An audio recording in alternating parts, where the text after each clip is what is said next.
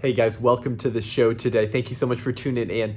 We have a special episode for you today. This is a lecture I gave recently at Catalina Foothills Church in Tucson, Arizona. A special event they put on for the local community as well as for some of the local pro-life chapters in order to wake up the church and get them involved to end abortion in their communities by providing the hope of the gospel and the help of the local church to individuals contemplating abortion. And so this was a lecture I gave called Everything Wrong with Being Pro-Choice. And we go through the 5 bad ways that the abortion industry and their activist movement argues for abortion. What are the flaws in their reasoning? And we go through the 5 street-level mistakes that every pro-choice argument and pro-choice individual makes, so you're aware of them, you see them beforehand, and you know how to respond. So thank you so much for tuning in. Give this show a rating and review. Let us know what you think. Let us know what you think about the lecture. And next week we'll air the Q&A section of this awesome, excellent event so you can see how these ideas play out in the real world. Thank you so much for tuning in. Buckle up. Here we go.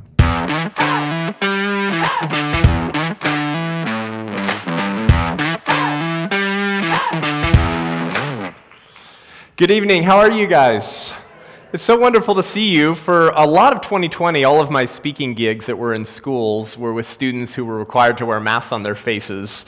And so I was looking at all these individuals and I was like, I don't know if they're pumped on this presentation or if they're planning to mug me after my chapel talk, because I have no facial expressions. I have no idea what they're thinking.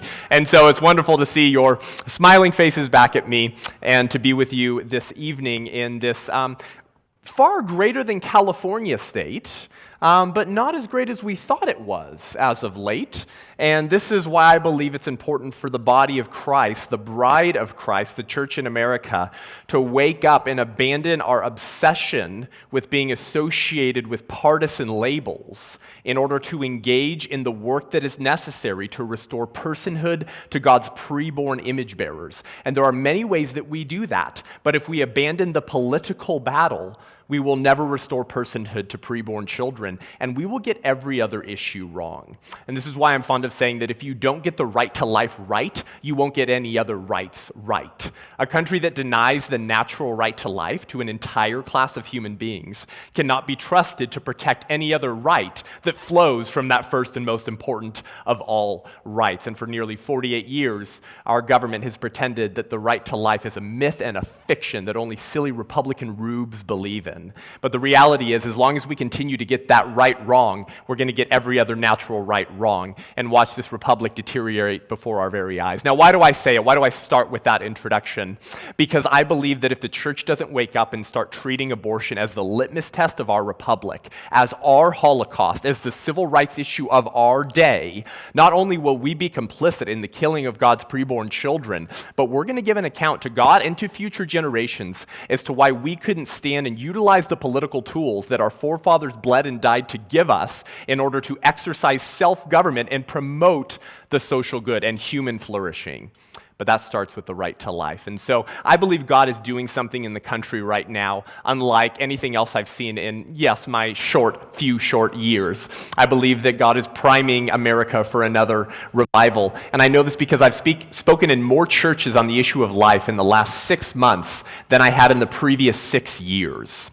Winston Churchill once said that there's something going on in space and time and beyond space and time that whether we like it or not spells duty. And he was saying that about a Holocaust happening across the ocean. Well, we have a Holocaust happening here today, and I believe God is moving and doing something mighty because God could get rid of abortion tomorrow if he wanted.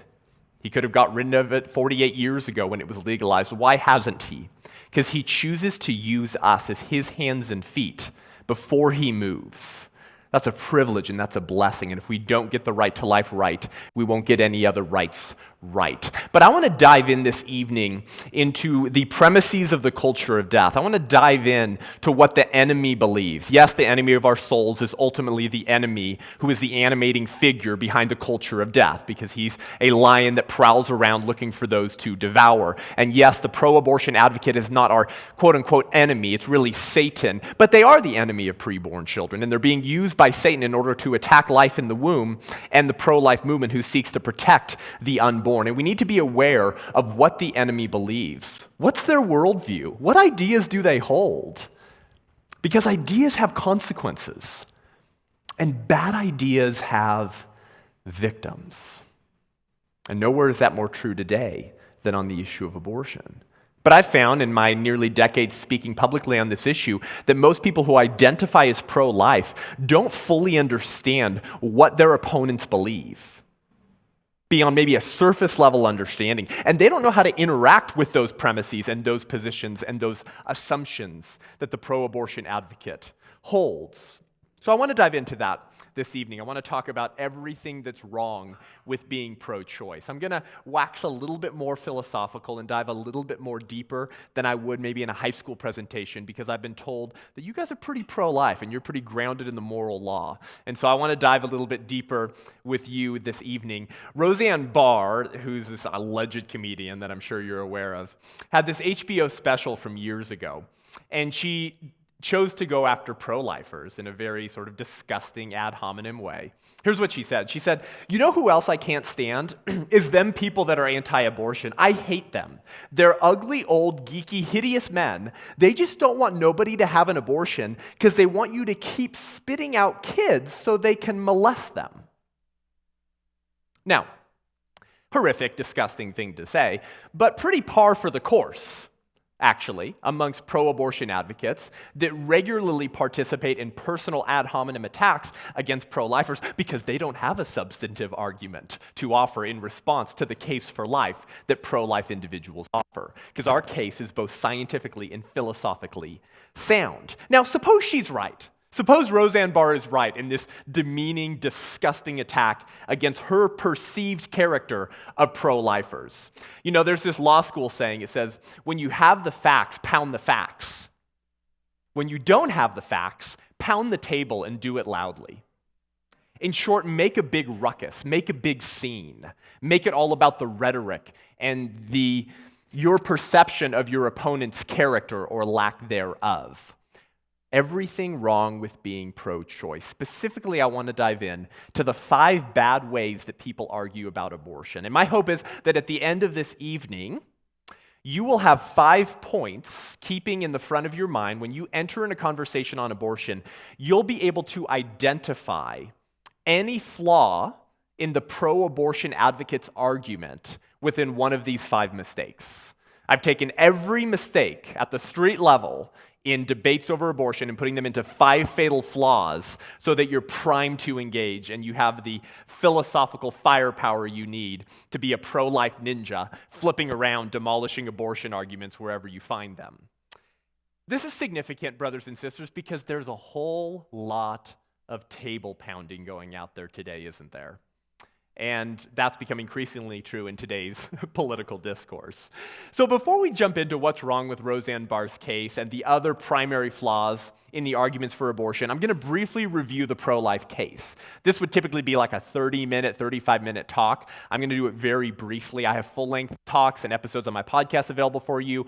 Very pro-life 101 case. But let's briefly review the pro-life case. The pro-life case goes like this. Scientifically, we know that the science of embryology teaches us that from the moment of conception, you were a distinct, living, and whole human being. Distinct because you weren't part of your mother's body, because when women are pregnant, they don't have 20 fingers and 20 toes, 2 brains, 2 hearts, 2 different DNA codes. Oh, and if she's pregnant with a boy, someone's awake. Pregnant women do not have male genitalia, so the child's distinct. The child is living because dead things don't grow, and the unborn child meets all the requirements for a living thing. And the unborn child is whole from the moment of conception, not a hole in the ground, W-H-O-L-E. What does it mean to be a whole human being? Don't confuse wholeness with development. Don't confuse wholeness with having realized certain cognitive functions that you will develop over time. Does that make sense? Don't confuse those 2 words. A whole human being is simply one who already has everything they need to realize their full growth and development as a participating member of the human species, even if we can't see him or her yet. Everything that they need to look like you is present at the moment of conception. It's just a difference in degree. Just like the difference in the development between a toddler and a grandpa is significantly greater than the difference of development between the embryo and the toddler. But that doesn't mean that grandpas can kill their grandchildren because grandparents are more developed. The difference in development between the embryo and the toddler is actually less, but the child already has everything they need. That's what the science teaches us. That's not a pro-life case. That's not a religious case. That's a scientific case. And we knew that that's what the embryology taught us before Roe versus Wade was decided in 1973. So the unborn child is fully human. That's the first pillar of the case for life. The second pillar is to argue that the unborn child is a person, to use the enemy's language. They say the unborn child may be a human, but not a person. We would never separate those terms. Every human is a person. And that's the only thing we have in common, right? Is our human nature. So the only way to ground natural rights is to ground it in the only thing we have in common, a human nature. But the pro-abortion advocate says, okay, pro-lifer, I wasn't ready for you to quote the embryology to me. Okay, fine. The unborn child is biologically human, but I mean, come on, it's not a person. Right, that's what racists said about blacks and Nazis said about Jews. Thank you very much for your historical bigotry. When will we learn that all humans are persons? So after we make the scientific case for life, unfortunately, we also have to make a case for the equal value and right to life of the child. And we make that case philosophically by arguing that there is no meaningful or value-giving difference between the embryonic human being that you once were and the adult that you are today that would justify killing you at that earlier stage. Does that make sense? I'll say that in an even shorter sentence. There's no value-giving difference between you, the unborn human, and you, the born human, that makes it okay to kill you, the unborn human. Now, there's obviously differences between embryos and teenagers. I'm not saying there's no differences. I'm saying none of them are relevant to your moral worth or your right to life. And the only differences are summarized in the acronym SLED: size, level of development, environment, and dependency. The unborn child is smaller, less developed, located in a different environment, and more dependent than their born counterparts. However, look around the room and look at one another. Do we have size in common? Do we have level of development in common? Excuse me, do we have environment or location in common? No. Many times when I speak in churches, it's being live streamed, which means people are watching in different states. Very different environment. And do we have dependency in common? No. If you're a teenager and you're still dependent on your parents to pay some of the bills, you're more dependent. So notice the unborn child differs from us in the same ways that we differ from one another. So if those differences, size, level of development, environment, and dependency, are adequate justifications to kill the unborn, they are also adequate justifications to kill the born, because we differ from one another as born people in the same way the unborn differs from us. There's your pro-life case, scientifically and philosophically sound. Have I cited Bible verses to make my case? No. But my case is still biblically sound because I'm communicating biblical truths, namely that all human beings are intrinsically valuable from the moment of conception because they have a human nature, and of course because we're image bearers of God. Okay, there's your pro-life case. We reviewed that. Do the comments by Roseanne Barr refute my case in any way, shape, or form? No. She just attacks her perceived character of pro-lifers. But instead of responding to that argument and offering a counter-argument, she says, you're a man. You have the wrong genitalia, so shut up, all you men. You don't get the right to be pro-life because of your genitalia, which you had no control over. But arguments don't have sexual organs. When I offer an argument as to why everyone should be pro-life, and a pro-choicer says, yeah, but you have a penis, don't you? I say, you're a sexist. You're discounting my argument and my beliefs on this matter because of my genitalia rather than offering a substantive response as to why my argument fails. So at the street level, critics of the pro-life view or the pro-abortion advocate, the pro-choice individual, make 5 common mistakes. And I want to go through each of these mistakes so you're aware of what they are, you understand what the other side believes, and you're positioned to respond persuasively and winsomely. The first mistake is this: the other side assumes rather than argues. They assume certain premises and ideas, but they never argue for them. You know, C.S. Lewis once said that the most dangerous ideas in a society are not the ones being argued for, they're the ones being assumed. And you know what happens when you assume, right? But assumed premises, especially when undetected, can destroy a nation. We once had a very bigoted assumption in this culture and society that our black brothers and sisters were not fully human or weren't entitled to the rights of personhood. That was a very dangerous assumption, and it had a lot of really bad consequences. Well, the pro-abortion advocate merely assumes within the course of their rhetoric and their argumentation that the unborn child is not fully human, or somehow not deserving of the rights of personhood that born people take for granted because they weren't aborted, and I call that born privilege. But this logical fallacy is called begging the question, when you assume rather than argue, when you assume the very thing that you must prove for your argument to work in the first place. So let me explain what I mean by this. Does anyone have a younger brother? Okay. Have you stopped beating him yet? Now notice, any way she responds, she's kind of stuck, right? If she says, no, I haven't stopped beating him yet, she's admitting that she beats her brother. If she says, yes, I have stopped beating him, she's admitting that she used to beat her brother. So what have I assumed? That she beats her brother. What am I trying to prove? The same thing, that she beats her brother. So I've assumed the very thing that I must prove for my argument to work in the first place. This is the fundamental assumption of the pro-abortion advocate on the issue of abortion. They merely assume within the course of their argumentation that the unborn child is not fully human, or not a person, whatever that means. But do they ever argue for it? Do they ever make a case as to why the unborn is a human non-person or a subhuman or Untermensch, to quote the Nazis, subhuman? No, they don't offer an argument for it. They merely assume it. What are some examples? How do we see this play out in the issue of abortion? You know the argument from privacy, right? Excuse me. Shouldn't have had those Starbucks egg bites. Hey, pro-lifer, you need to shut up on the issue of abortion. You know why? Because that's a privacy issue. Only women and their boyfriends, partners, husbands should be making that decision in the privacy of their own homes. How dare you intrude in that private medical family decision? Very well. You put on a smile and you graciously ask this question to your pro-abortion friend. Should we allow parents to kill toddlers as long as they do so in the privacy of their own homes?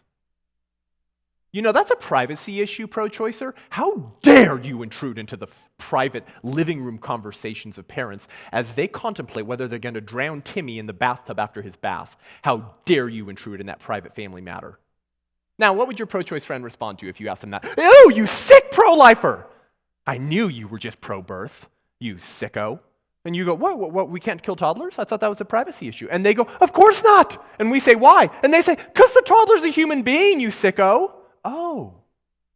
So the humanity that you're granting to the toddler in your argument, or in my argument, you're denying to the unborn child in your argument for abortion.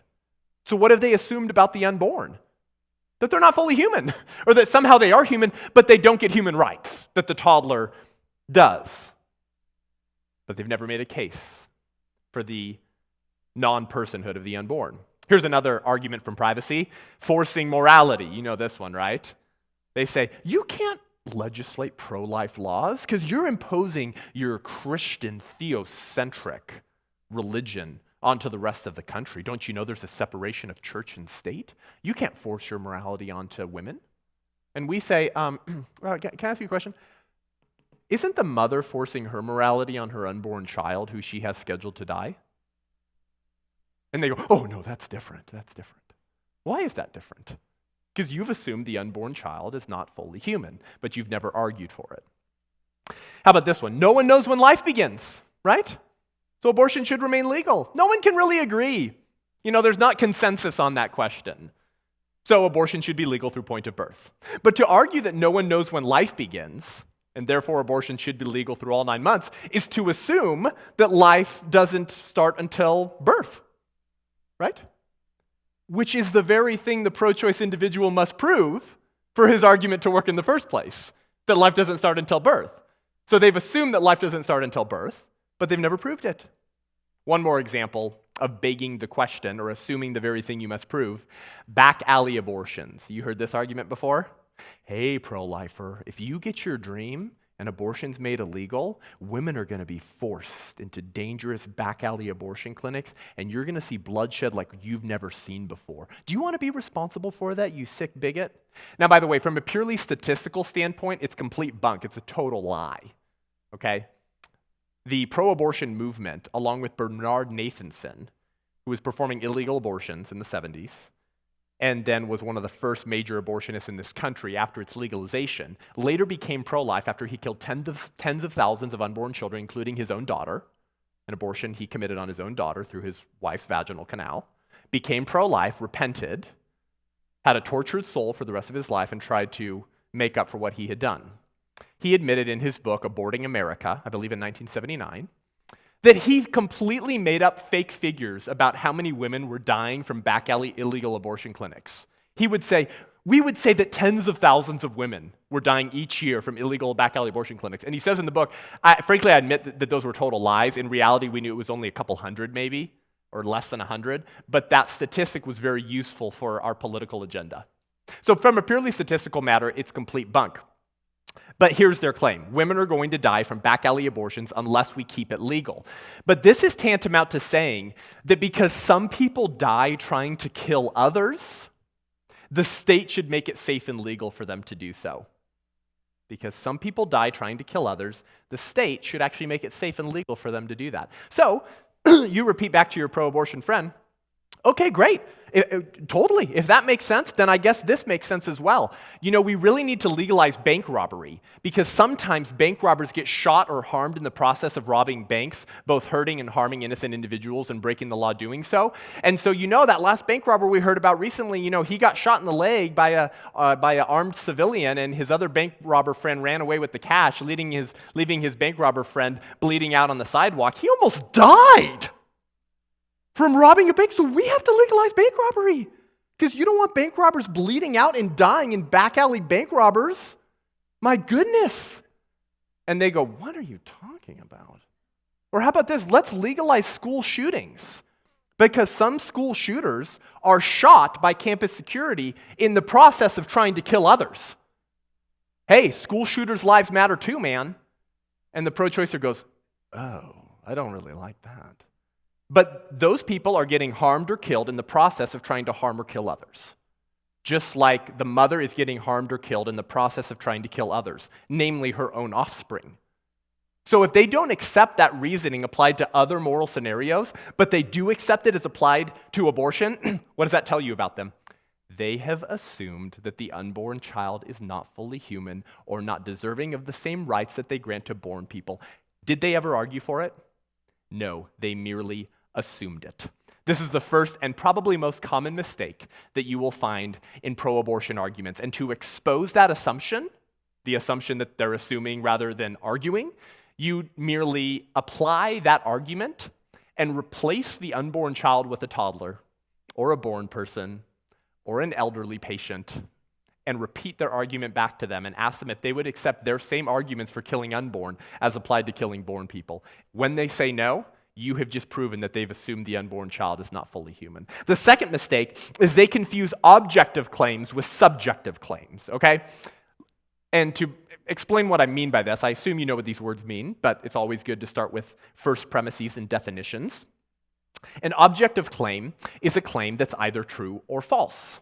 It's not a preference claim. It's not a claim about the individual. It's a claim about the nature of reality. That's an objective claim. A subjective claim is a claim about the subject. You're the subject, right? So when I say vanilla ice cream is better than chocolate ice cream, and if you say, no, you're wrong, Seth, that's okay, right? We can disagree because it's not an objective claim. An objective claim would be something like it's always wrong to torture toddlers for fun. And I would pray to God that no one in this room would stand up and go, Seth, maybe it's wrong for you to torture toddlers for fun, but don't impose your anti-toddler torturing position on me, okay? Just let me live my truth. Right? No one would say that because we understand that it's wrong to torture toddlers for fun, period, whether you disagree with me or not. And if you think it's okay to torture toddlers for fun, you're wrong, right? That's an objective claim. But pro-lifers are not claiming that abortion is wrong because we dislike it, right? Pro-lifers are not saying, I oppose abortion because it gives me a queasy stomach.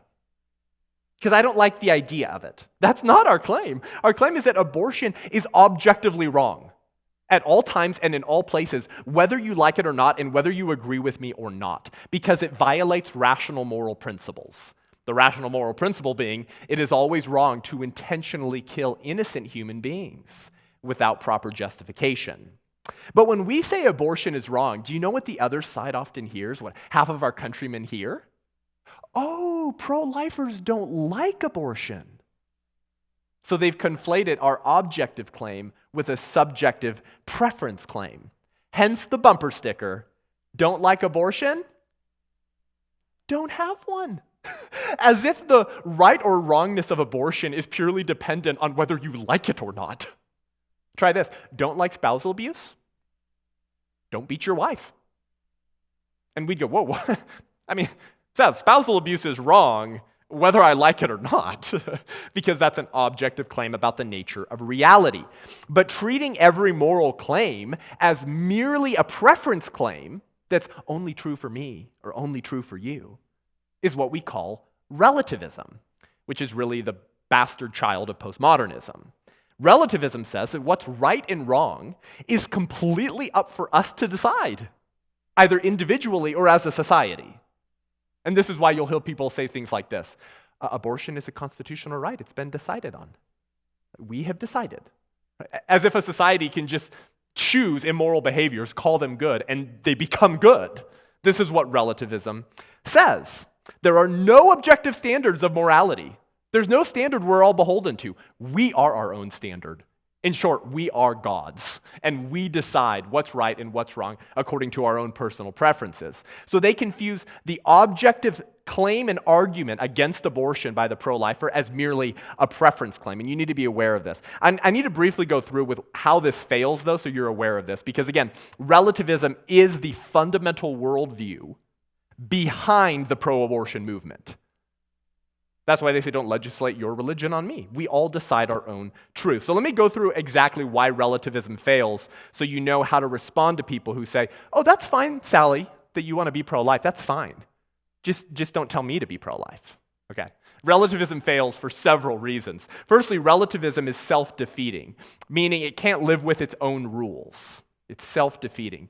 And before I explain what I mean by this, I want to show you a brief clip that's pretty funny, and it puts relativism in sort of a very comedic interaction. So this is an interaction between just this dude in the audience at an event who asked Deepak Chopra a question. Now, if you don't know who Deepak Chopra is, he's kind of this new age, like scientist, alternative medicine dude, right? And it's really just another religion. And he's on stage, actually, I think with like Mark Driscoll and these other people. I don't know what the event was. A very eclectic group on stage. And this is this interaction that really puts relativism in a comedic framework. So we'll show you this brief clip. I want to take another question. There's a gentleman in there with the red shirt back there. He's had his hand up for a while. Come up to the microphone. My question's for Deepak and the bishop. Now, you stated before that all belief is a cover-up for insecurity, right? Mm-hmm. Do you believe that? Yes. Thank you. Yeah.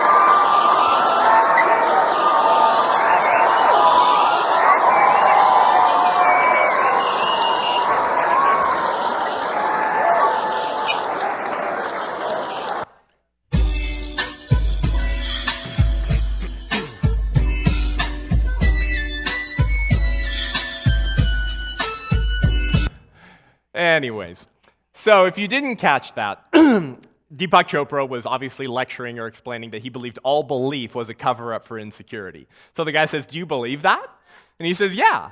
So therefore, he believes that all belief is a cover-up for insecurity. Well, that itself would be a belief. So how can I trust you that you're not just covering up your own insecurities because you believe that all belief is a cover-up for insecurity?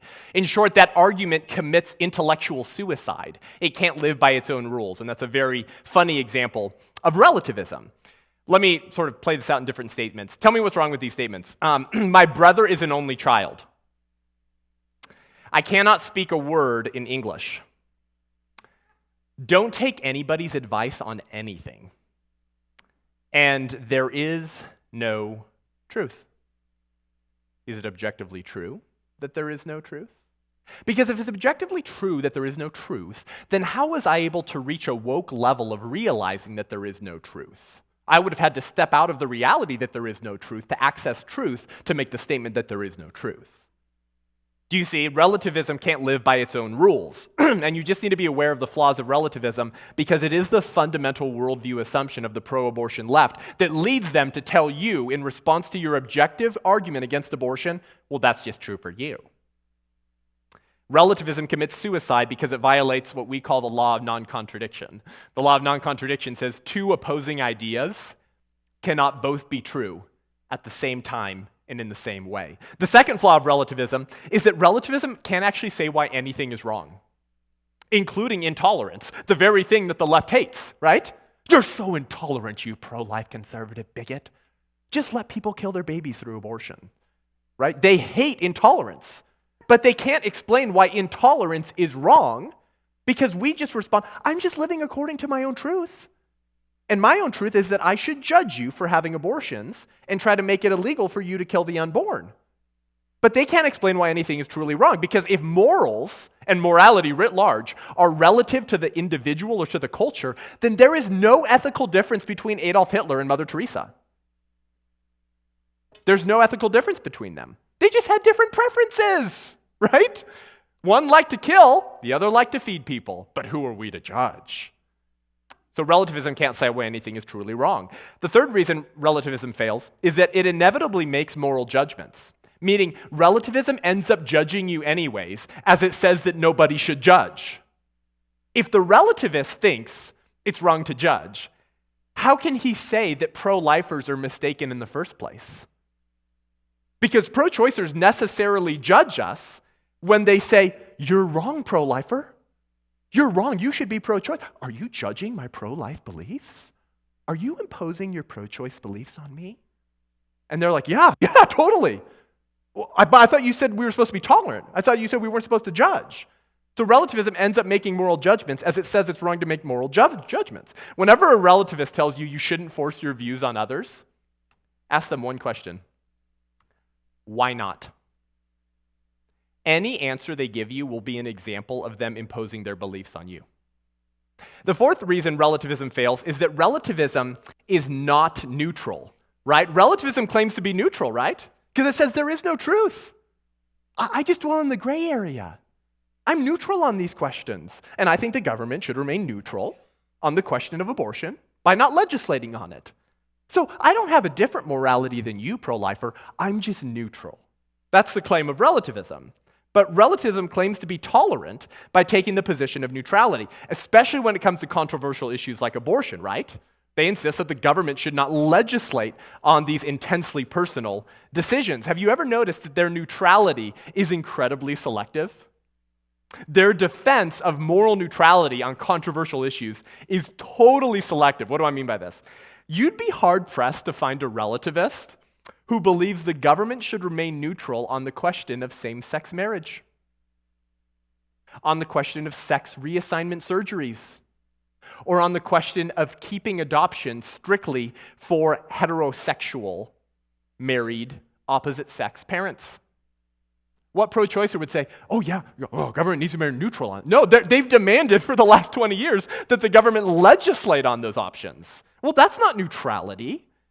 Moral neutrality is the greatest myth of secular progressivism, because on morals such as slavery, the Holocaust, and abortion, there is no such thing as moral neutrality. Slavery was once an incredibly divisive issue for Americans. So was the tolerant position to refuse to take a position? We don't take a position on the sale and purchase and whipping and enslavement of African image bearers of God. We just don't take a position on that. We just allow slave owners and plantation owners to decide their own standards of morality. Would that be a tolerant position? To be morally neutral on slavery was to be anything but neutral. And had the government refused to legislate on the question of slavery, they would actually be directly supporting slavery in the slave trade by giving them free rein to operate however they want while they claim that they're neutral. And this is what led Dietrich Bonhoeffer to once say, not to speak is to speak. Not to act is to act.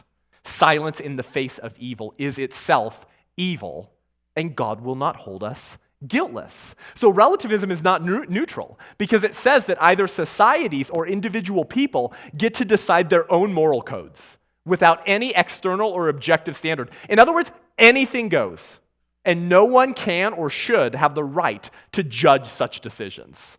This is hardly neutral. Those are the 4 reasons why relativism fails. However, the reason why I think many, particularly millennials and Gen Zs, believe that abortion is merely a preference subjective issue that each individual should decide is because the majority of those individuals have never seen what abortion is and does to the unborn child. I'm very fond of saying that it's easy to be pro-choice if you never have to look at what that choice looks like. It's also very easy to be pro-choice when you're not the one being aborted. So every pro-choice individual is very grateful that their mother wasn't exercising her right to choose. So I think it's very important that we offer to show people the reality of what abortion does to the unborn child. Why? To awaken their moral intuitions, to prick their collective conscience, and to blow away the bigotry of moral neutrality, which really ends up condoning the mistreatment and murder of innocent human beings in the womb. So we are going to give you an opportunity to see a very short video clip. It's about 55 seconds of what abortion is and does to the unborn child. Now, this is completely optional. Nobody is being coerced or pressured into watching anything. You have complete freedom to opt out of this clip if you'd like. In fact, I put instrumental music over the clip, so when you hear the music, you can close your eyes if you'd like, and when the music stops, you can open your eyes, and you will have opted out of the entire presentation. I don't want anyone to feel like I didn't give you a chance to exercise your liberty or autonomy to watch something that you would have chosen to opt out of. So you have complete freedom to make that decision. However, we are going to show you this clip because even amongst pro-life Christians, very few of us have ever seen what God has to look at 2,700 times a day in this country as his children, who he is in the process of knitting together, have their limbs torn off of their bodies. So if you'd like to step out of the room, you can, or you can just close your eyes or look down at your feet, but we'll play this short video. So every one of those children was killed legally in this country. In case you don't know, abortion is legal through all 9 months of pregnancy for any reason or no reason at all, because health has been defined so broadly that you can drive a Mack truck through it. So if a woman says, this pregnancy is threatening my health because I got in a fight with my husband or I'm stressed out, the physician, who is the abortionist, who has a financial incentive to accept her definition of health in order to receive the blood money to kill her child, will accept that definition. So every one of those children was killed legally, and with the exception of that final clip, all of those children were killed in the first trimester, as you saw, the first 3 months. Now, 90% of abortions are performed in the first trimester in this country. And of each of the trimesters, did you know that there's the most public support for abortion amongst Americans in the first trimester? As the child gets older and larger, more Americans reject or don't support abortion at those stages, which doesn't really make sense because it's the same child. It's like saying, don't kill 1-year-olds, or don't kill 3-year-olds, but kill 1-year-olds. It's the same child, they're just developing. But we start seeing ourselves more in the child who looks more like us, so Americans get more uncomfortable with later term abortions. But you know how they defend abortion in the first trimester in particular, right? Blob of tissue, the pregnancy. And they can get away with that because the mother can't feel the child kicking yet. It is very small, and it's easy to tell that lie. Well, how human did those children look at 9 and 10 weeks? Actually, I think the first one you saw was 7 or 8 weeks. This happens at the tune of $1 million a year, friends. And we fund it. And thanks to this administration, your tax dollars now fund that overseas. In majority, black countries. Wow, but I thought the Democratic Party was the anti-racism party. And now they're pushing abortion in black countries because that's the woke thing to do. I don't have time for that. That's a lecture for another time. We don't show you this imagery to shame or condemn you, and if you're here this evening and abortion is part of your life story, man or woman, I just want to remind you of what I believe Jesus would say if he were here bodily preaching this sermon, and I believe he would say this, that he is just as eager to forgive the sin of abortion as any other sin. Abortion is not a blacklist sin that removes you from the grace of God, and if you want evidence of that, brothers and sisters, I'd point you to the story of King David. A man after God's own heart, right? Yeah, he was also a peeping Tom. who abandoned a battle from his army because he was lazy and is on his roof getting drunk and checking out women taking showers. Good job, David. Well, decided that enjoying her visually was not enough, so he slept with her, impregnated her, and then murdered her husband. And he's in the Hall of Faith. If that doesn't encourage you, I don't know what will. But you see, when the prophet Nathan confronted David regarding his sin, after briefly justifying it, as we kind of all have a tendency of doing, he repents, hits his knees. God accepts his repentance as a fragrant offering and sacrifice to him, renews him, uses him mightily, calls him a man after his own heart, greatest king of Israel. But friends, there were still consequences to David's sin. He didn't used to get off scot-free. You know God struck his child dead, right? David arranged the death of an innocent human being in order to hide and cover up his sexual sin. Maybe that's why you got an abortion. You arranged the death of an innocent human being in order to hide and cover up your sexual sin. But whether it was for that reason or another, the end result was the same. A murdered innocent human being created in the image of God. In the face of that, in the face of facing his sin, King David says, "My son will not return to me, but I will go to him." So do you know what that means for you if this is part of your story? It means that not only is Jesus faithful and just to forgive you and cleanse you from all unrighteousness and use you mightily and turn your beauty into ashes and use you to help where you used to hurt like King David, but it also means that if you accept that gospel of grace and repent, you're going to see your baby in heaven again one day, and they are seated on the lap of Christ waiting to welcome you with an eternal embrace. But that hope, brothers and sisters, is only available in the gospel of Jesus Christ. So hear that and receive that. And if you need to start a journey of healing, know that myself, your pastoral staff, and the ministries represented here this evening would love to speak with you. But I will have nothing to do with the cover-up campaign of the pro-abortion left that refuses to allow women to even look at the ultrasound screen when they go in for an appointment, much less watch their child get ripped limb from limb or watch them rearrange the baby parts of that child on the table to make sure they didn't leave any floating baby body parts in mom's uterus after the abortion, because that would make her susceptible to sepsis and death. Ephesians 5:11 says, "Have nothing to do with the fruitless deeds of darkness, but rather expose them." And I don't think there's a more hidden deed of darkness in the world today than the issue of abortion. That doesn't mean there aren't others. It just means there's none greater than that. Showing individuals what abortion does to our preborn neighbors will awaken their moral intuitions to abandon this silly concept and idea that you can be pro-life, but it's okay for me to be pro-choice. You can be pro-life, but just don't tell me what to do with my body.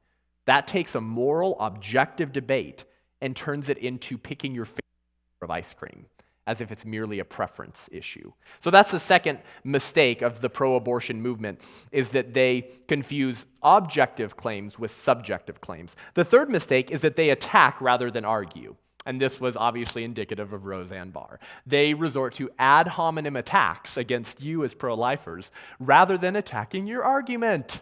Shocker, and I bet you get this all the time on social media and maybe with your coworkers, friends, or family members.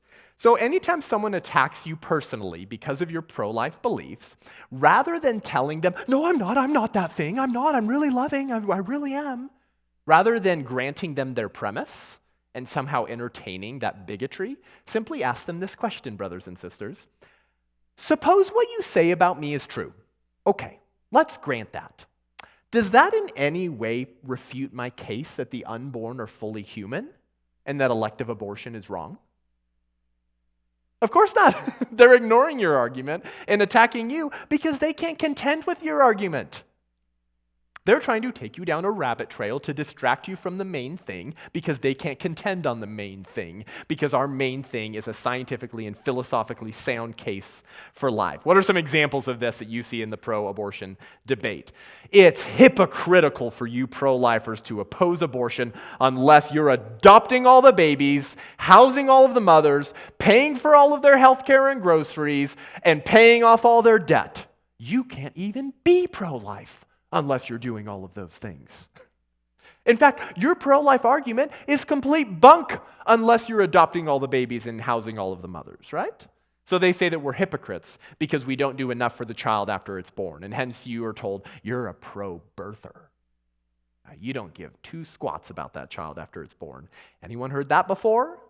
By the way, I like to immediately turn this on its head and repeat this back to them. So they tell us we can't oppose abortion unless we are willing to care for the woman and the child, right? I tell them you can't support abortion unless you're willing to abort the child. They're saying that we aren't showing the courage of our convictions because we're just espousing ideas but not putting flesh to it. Very well, you're just espousing ideas and not putting flesh to it. You say you're pro-choice, how many babies are you murdering? How many women's choices and rights are you protecting? Of course, very few individuals who say they're pro-choice would actually perform the abortions, huh? And those who would, the majority of them would stop after one day after they had to rearrange the body parts back on the tray after they dismembered the child. So you can repeat that argument right back to them. However, here's the moral flaw with that argument. This is tantamount to saying that you can't oppose me beating my wife unless you're willing to marry her. You can't oppose me beating my toddler unless you're willing to adopt him. Now, the pro-choicer would probably say, dude, I'm not going to adopt your kid, but stop hitting him, right? I'm not going to marry your wife, but you probably shouldn't punch her. And that anti-spousal abuse position or that anti-toddler torturing position is a valid position in and of itself, standing alone, right? Even if that pro-choice individual wouldn't say, okay, the only way for me to show that I'm actually against torturing toddlers is to adopt your child. No, your position is totally valid, even if you don't adopt the toddlers being abused. Do you see what I mean? So even if pro-lifers say, I oppose abortion, I'm going to campaign and lobby to end abortion, I'm going to get politicians elected who will oppose abortion, I'll donate to pregnancy centers, I'll care for that child, and once it's born, I'm out. Even if we said that, that doesn't make the pro-life argument wrong. Because the pro-life argument is that it's always wrong to intentionally kill innocent human beings. Abortion does that, therefore abortion is wrong. Do you see? But the reality is that we are dedicated to caring for the woman and the child. And the pro-life movement has always shown this. Did you know that there are more than twice as many pregnancy resource centers as abortion clinics in this country? There are more than double. According to Pregnancy Help News, there are between 2,700 and 3,200 pregnancy resource centers in America, while there are roughly 1,700 abortion clinics or abortion providers in this country. And pregnancy resource centers provide services including prenatal care, STI testing, STI treatment, ultrasounds, childbirth classes, labor coaching, midwife services, lactation consultations, nutrition consultations, social work, abstinence education, parenting classes, material assistance, post-abortion counseling, and often housing for women who don't have a place to stay. Does that sound like just pro-birth? Does that sound like a pro-life movement that says, once you push that baby out, I'm out of here? Of course not. But I just want you to be aware that even if that was true of us, it doesn't defeat the pro-life argument. So start with that and then provide the data. By the way, the Catholic Church, which is pretty much the single most influential pro-life institution in the country, makes the largest financial, institutional, and personal commitments to charitable causes writ large of any private source in the United States. And they're the biggest institution within the pro-life movement.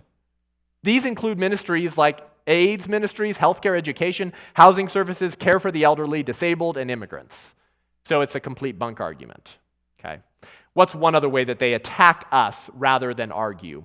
All right, you men, you ready? Listen up. You men, shut up on abortion because you have the wrong genitalia. And this was Roseanne Barr's argument, right? That men have no right to talk on the issue of abortion because they were born as men. So men shouldn't have any say about abortion because it's purely a woman's issue. Your first response to this should be, awesome, good to meet a sexist. Thank you for your sexism. By the way, can you imagine if I told a pro-choice woman, yeah, pro-choice women, they actually can't oppose when 40-year-old men rape 8-year-old boys because that's a big boy issue. That's a male issue. It only involves males. It only involves humans with male genitalia. So you actually, pro-choice women and feminists, you actually can't speak. You need to shut up every time a 40-year-old man rapes an 8-year-old boy. That's a male issue. Can you want to just entertain in your mind how do you think pro-choice feminists would respond to that if I said that? They'd probably label me a sexist, and rightly so. Rightly so. That would be a deeply sexist thing of me to say. But when they say the same thing to pro-life men, that we have to shut up because we have the wrong genitalia, that's just speaking truth to power? No, that's blatant sexism. Rather than engaging with my argument, you say, wait, what's your genitalia? Oh yeah, your argument's bunk. I can't think of something more sexist than that. As Frank Beckwith, a phenomenal philosopher and Christian, says, arguments don't have sexual organs. Lastly, if men should shut up on the issue of abortion and should have no voice, including a legislative voice or a judicial voice, then we should overturn Roe versus Wade immediately, because 9 men were on the Supreme Court in 1973 when that court went 7-2 in support of Roe versus Wade. So I guess pro-choice, we have to retroactively overturn Roe v. Wade until we have 9 women on the court, but we have to wait until we get 9 women, so in the meantime, we have to overturn Roe v. Wade until we get that, right? And they go, oh no, I love Roe versus Wade. Oh, so what you really mean is that pro-life men should shut up, but pro-choice men are awesome. So it's not about genitalia, it's about ideological uniformity. If you don't look exactly like them and believe exactly what they say, then you can go to hell. Quite literally, that's what they believe. Also, have you ever seen how the pro-choice movement treats pro-life women? Oh yeah, not very good. Wait, but I thought this was a woman's issue. Oh, look, they only attack people who disagree with them, regardless of gender. Shocker. Yes, it's time to wake up. This is about ideological uniformity and not about genitalia. Well, that's the third mistake they make, is they attack rather than argue. Fourthly, they hide behind hard cases like rape. That's their fourth mistake. They hide behind hard cases to justify their position in all cases. Okay, here's what I mean by this. They say that we need to keep abortion legal because if a woman's raped, right? She shouldn't be forced to have that child. She shouldn't be forced to bear the rapist's child because she didn't consent to sex. Now, obviously, this is a horrific act of violence. I support full legal penalty being brought against rapists. Personally, just speaking for myself, I would support castrations or life in jail. Okay? Now, do rapists get castrations or even the death penalty in America? No, they don't. Unless they rape and murder women, they don't get the death penalty. And we rarely carry out capital punishment in this country anyways. So if you rape a woman, you don't get the death penalty. I support harsher legal penalties being brought against rapists. And we have to have compassion and love for those who are the victims of moral male degenerates who should never see the light of day again. However, does that mean that abortion should be legal in the case of rape? Well, their argument is a completely sham argument. Here's why it's a total sham, and it doesn't reflect what they really believe. The pro-choice philosophy, their belief, their worldview, is not that women have a moral right to abortion when a rapist impregnates them. That's not their belief. Their belief is that a woman has a moral right to abortion through all 9 months of pregnancy for any reason or no reason at all. It's not only when a woman gets raped. They support it for any reason at all. So what are they doing? They're hiding behind rape victims to make themselves look more compassionate. They're using rape victims as a human shield to make their pro-choice position look really loving. And you can expose this, by the way, by asking your pro-choice friends this. Hey, awesome. Hey, did you know that Guttmacher Institute, which is Planned Parenthood's statistical research branch, reported that in 2004, 0.5% of the annual abortions were performed on women having identified being raped. So are you willing to join me in fighting to end the 99.5% of all other abortions, which aren't being performed in cases of rape? And what's the pro-choicer say? Oh, no, I believe abortion is a fundamental human right. Oh. Well, then why are you appealing to the exception to argue for the norm? That's not your belief. Your belief is for any reason or no reason at all. So firstly, you have to be aware of that. It's a sham argument. The second problem with this argument is that it's a complete perversion of justice. Because in what other circumstance would a pro-abortion advocate accept the murder of a child because the child's mother was brutally abused? What if she gave birth to the child, and when he was 2 years old, she was getting beaten up on a regular basis? And the child was getting beaten up on a regular basis by some degenerate live-in boyfriend. Could she kill the toddler because she was going through too much trauma to raise that child? And maybe the bruises on the toddler's face from her degenerate boyfriend would remind her of the trauma she had to go through when he beat her up. And so it's compassionate to kill the toddler to spare the mother the trauma associated with continuing to raise the child. Woo! Compassion! No pro-choicer supports that. So it's a complete perversion of justice. But then they say, well, what if the baby looks like the rapist? You've heard this one, right? Pro-lifer, I thought you said you were loving. you're going to force her to bear a child who might resemble the rapist, and then every time she looks at that child, she's going to be reminded of the trauma she went through. By the way, it's a deeply offensive assumption, because I know many individuals who have been raped, have carried a term, have raised that child. Some of them look like the rapist, and they love that child to heaven. It's a very deeply offensive suggestion. However, let's run with it. Let's take that argument that they've just offered and say, oh my gosh, pro-choicer, you're totally right. So we need to let all babies conceived in rape be born, because maybe 50% of them will actually look like mom. And if they look like mom, it won't remind mom of the rape.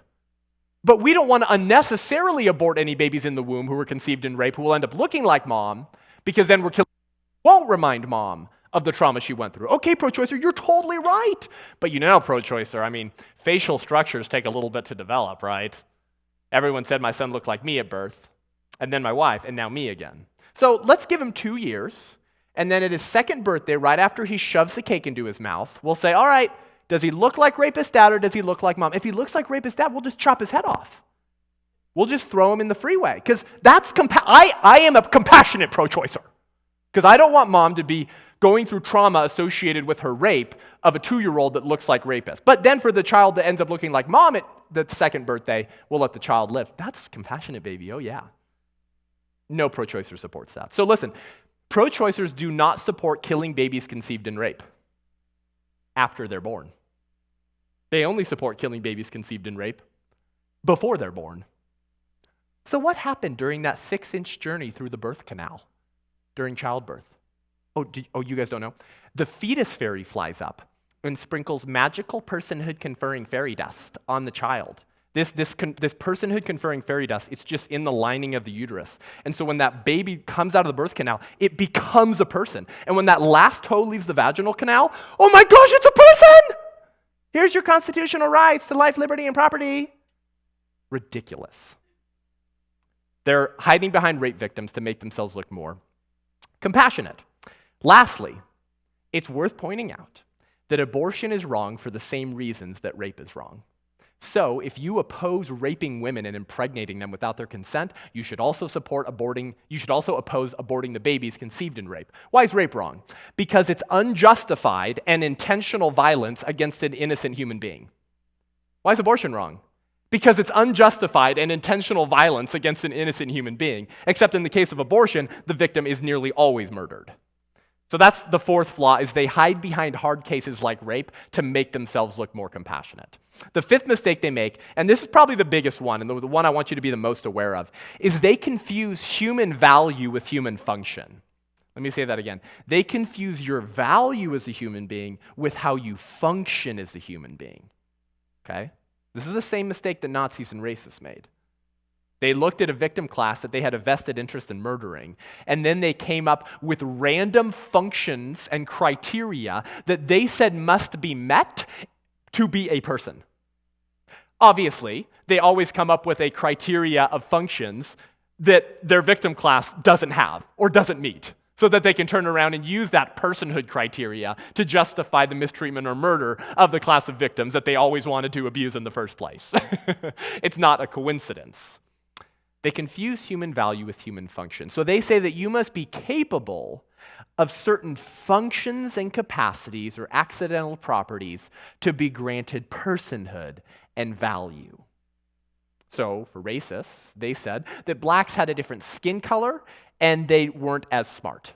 Those were the fundamental arguments, right? They were stupider and they had a different skin color. For Nazis, it was the Jews had the wrong religion and the wrong appearance, so they weren't persons. And for pro-abortion advocates, what functions do they come up with to randomly deny personhood to the unborn? Well, the acronym SLED that I told you earlier: size, level of development, environment, and dependency. By the way, this is a debate that's been raging in the world for thousands of years, and it's the debate between the endowment view of human beings and the performance view of human beings. The endowment view is the view that we hold to as Christians, right? We are endowed by our Creator with certain inalienable rights, that among these are life, liberty, and the pursuit of happiness, meaning that because these rights come from God, they actually can't be taken away from us. Another way to say that is that it's in virtue of being a human being to have dignity and rights. You can't separate the dignity of a human being from him or herself. The performance view of personhood says, no, there's nothing about being human that requires dignity and respect. There's nothing about being part of the class of Homo sapiens that requires me to respect you. Your right to life is purely dependent on how you perform. Now, what performance functions are necessary in order to get this status of personhood and a right to life? Well, whatever functions the power class who's in control arbitrarily select out of their butts. And this has been the story of human history for thousands of years. They confuse human value with human function. So, what kind of functions do they arbitrarily come up with to deny the unborn personhood? And you need to be aware of these because you're going to see these play out in arguments for abortions. Here's a few of them, okay? Self-awareness. The baby's not self-aware. They don't know that they exist. They're not aware of their own existence. Now, notice, the pro-choicer will never give a reason as to why self-awareness is a value-giving trait in the first place. They'll merely assume it. So back to begging the question, right? Did racists ever offer a substantive argument as to why skin color was value-giving in the first place? They just assumed it. So we make the same mistakes today. It's just a new criteria of functions. If we can kill the unborn through abortion because they're not self-aware, then we can also kill infants. The most recent studies have shown that an infant is not self-aware or aware of their own existence until several months after birth. So if you want to apply that functional bigotry, then you just denied the infant personhood as well. And by the way, that's something that Peter Singer has supported for decades. Peter Singer is a philosopher at Princeton who supports killing children up to 1 or 2 years old. So he is intellectually consistent. He grounds rights in these functions, and then he's consistent enough to say, you're right, the infant doesn't meet that criteria person either. So yeah, I'll be consistent. I'll say, yeah, you can kill babies up to 1 year old. Now, most pro-choice members of the pro-choice movement don't support that, but they believe the same ideas. They're just not consistently applying them. Okay, what other kind of functions are we saying that the unborn must have to have value? Consciousness, right? The baby's not conscious. Well, yeah, but neither are you in a coma. Neither are you if you get in a car accident and you're knocked unconscious. Should I not drag your body out of the flaming car to try to save your life? Because you're not conscious, therefore you don't have a right to life. Can I sneak into your grandpa's hospital room when he's in a coma and slit his throat? That's totally acceptable, right? Because he's not conscious. In fact, what if you, pro-choicer, were actually in the waiting room with your family determining whether to remove life support or not? Let's say you ended up choosing to remove life support. Well, I just sped it up. I just killed him a little bit earlier. Does the pro-choicer think that that's the same as removing life support? No, I did something wrong. But grandpa's not conscious, just like the unborn. But they don't accept that bigotry applied postnatally. What about desires? They say the unborn doesn't have any desires. This is a big one. And if you ever debate with a philosopher or someone who loves philosophy, they'll throw these kind of arguments at you to deny personhood to the unborn. They'll talk about how the child doesn't have any desires to go on living. And so their argument is that if I don't violate your desires, I don't violate your rights. So because the child has no desire to go on living, killing him through abortion doesn't deny him any rights. That's their argument. Okay, very well. Anyone know what Buddhists try to do? What they try to reach and realize? Nirvana. What is nirvana? The eradication of all desire. Now, I don't think this is actually humanly possible, but let's say it is. Let's say a Buddhist reaches nirvana and gets rid of all desires. He has no desires anymore. If I kill him, have I not violated his rights? I guess not, right, pro-choicer? Because he fails to meet the same standard that the unborn fails to meet. Doesn't have a desire to go on living.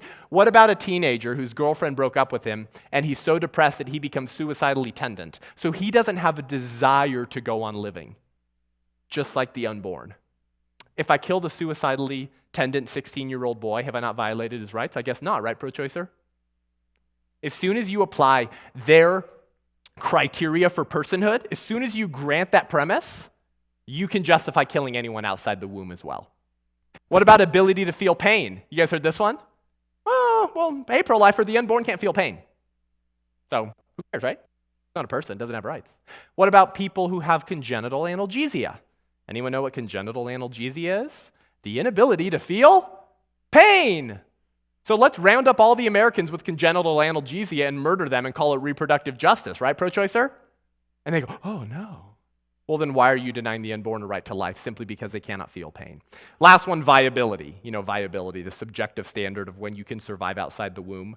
Viability is totally subjective because every few years we develop new technologies so we can save preemies born at earlier and earlier stages, which means the unborn child becomes more viable at earlier stages every few years. So it's a completely subjective standard based off of external medical advancements. So according to the pro-choicer, the unborn's right to life is purely dependent on the brilliance of scientists and medical professionals to develop medical treatment to save preemies. Very strange world of human equality, huh? Well, are infants right after birth viable?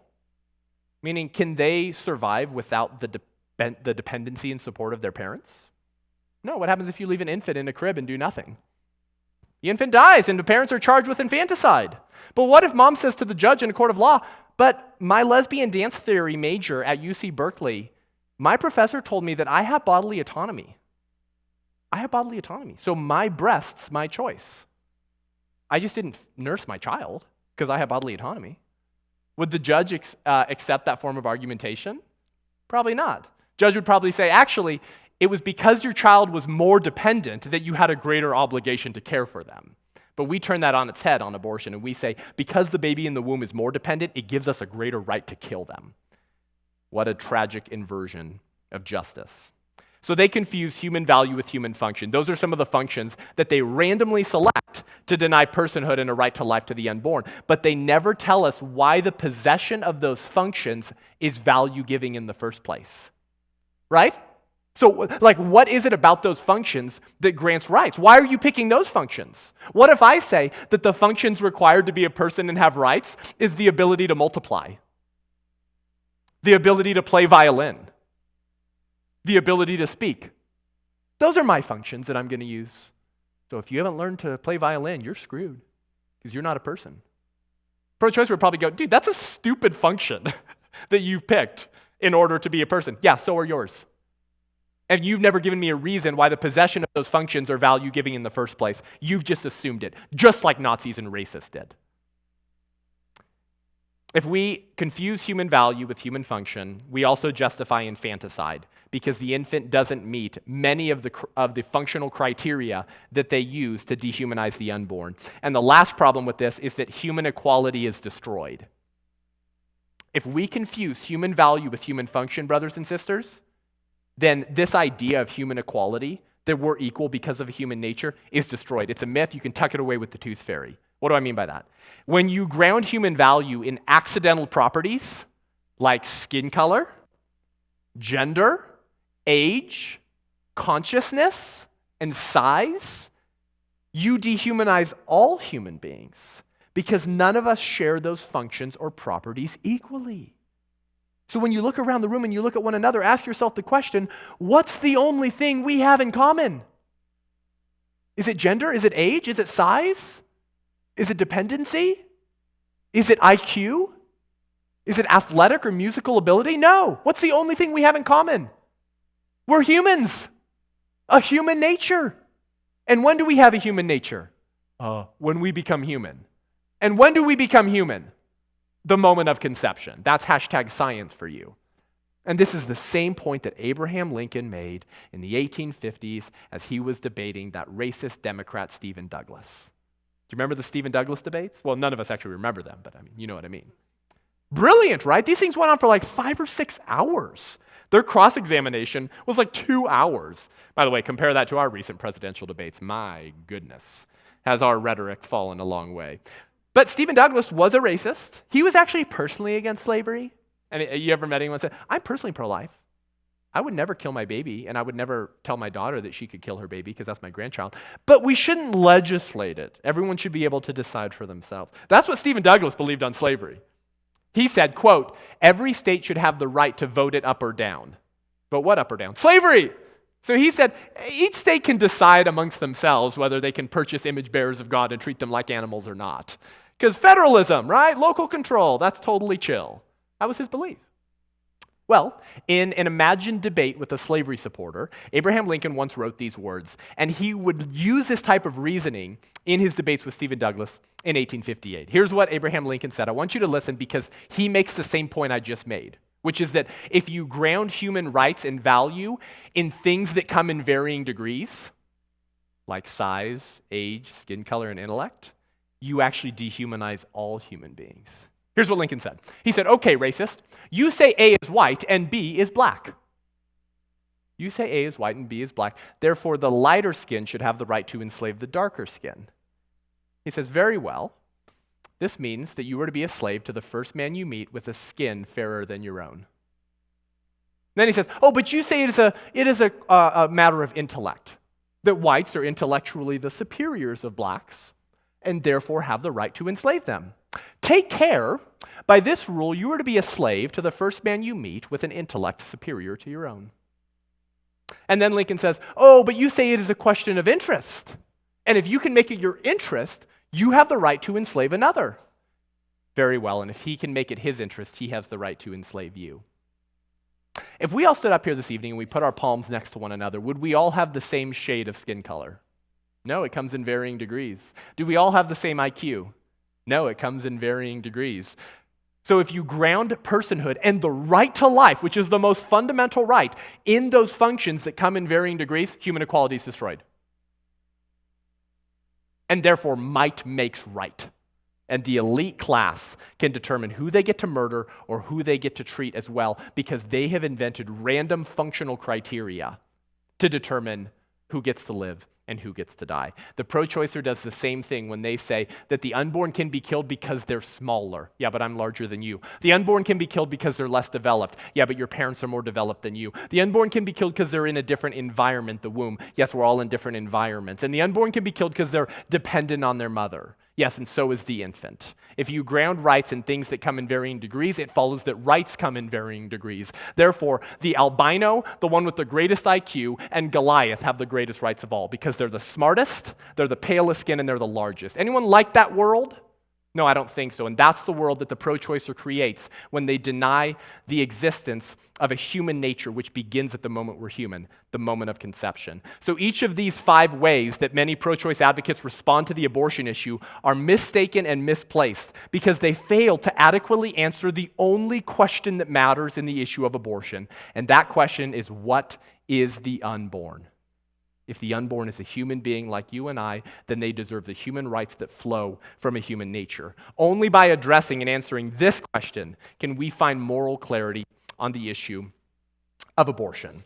Hopefully this equips you to stand for life, recognize the strategies and philosophy of the enemy so that you can be a pro-life apologist, a pro-life ninja, and an ambassador for the unborn at a time and in an administration that is more hostile to the unborn than any that we have ever seen in American history. Thank you guys so much for coming out. We're going to take a quick break, and I appreciate you being here. We'll be right back.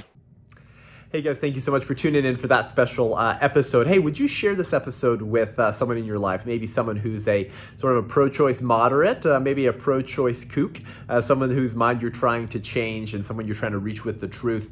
This is very helpful because now you kind of know all of the pitfalls and flaws of pro-abortion rhetoric and reasoning, and those can be very effective conversations with those in your life who disagree with you, but with whom you have a cordial relationship and can put a stone in their shoe to get them to reconsider their beliefs and ideas. So thank you so much. Share this show, this episode with someone. Have coffee with someone over these ideas and chat about it. Would you also leave this show a rating and review? It really helps us reach more people. We're climbing up the ratings. If you want to watch this show, you can go over to my YouTube channel, Seth Gruber, A Voice for the Unborn. Subscribe, hit the notifications bell so you don't miss an episode if you want to enjoy this show visually on the 2nd largest search engine in the world. If you want to support this show and help us reach more people to expand our production value, number of episodes, and the kind of content we create, then consider becoming a patron of the show by going to patreon.com/unaborted. Check out our awesome tiers and perks that you'll get for supporting the show. In the near future here, we'll be also rolling out a book club for pro-life individuals to get equipped and to talk about these ideas with me. So thank you so much. Go subscribe, leave the show a rating and review, share this episode, and we'll see you next week. I'm Seth Gruber, and this is UnAborted.